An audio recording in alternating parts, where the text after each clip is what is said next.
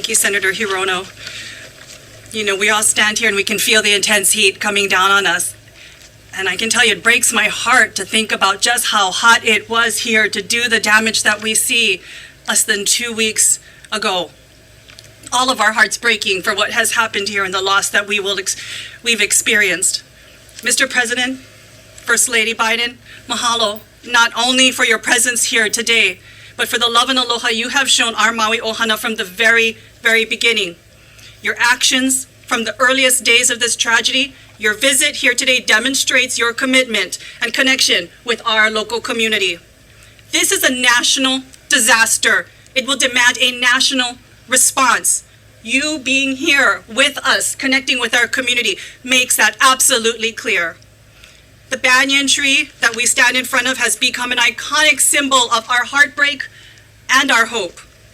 The pain we feel as we recall happier times under her branches, our undying hope that under the charred and scarred exterior, there is still life and renewal.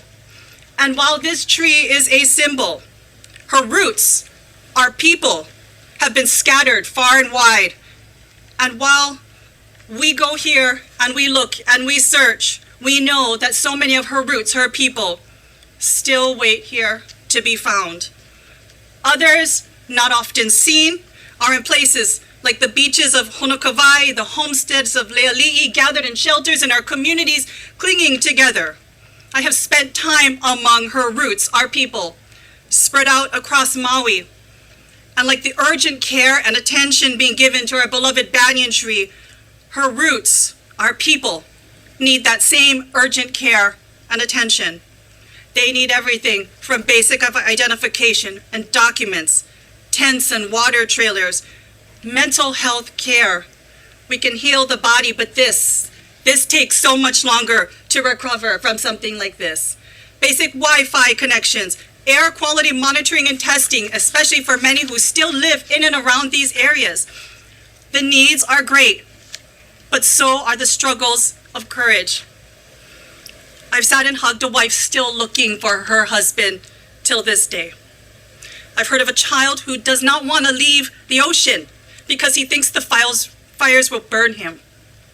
And I've seen the fear on the face of a survivor in their eyes because the wind blew too hard, and it took her back to that moment. We know some of our most difficult days still lie before us. It's going to be long. It's going to leave us feeling heavy with loss, frustrated, angry that we can't move faster.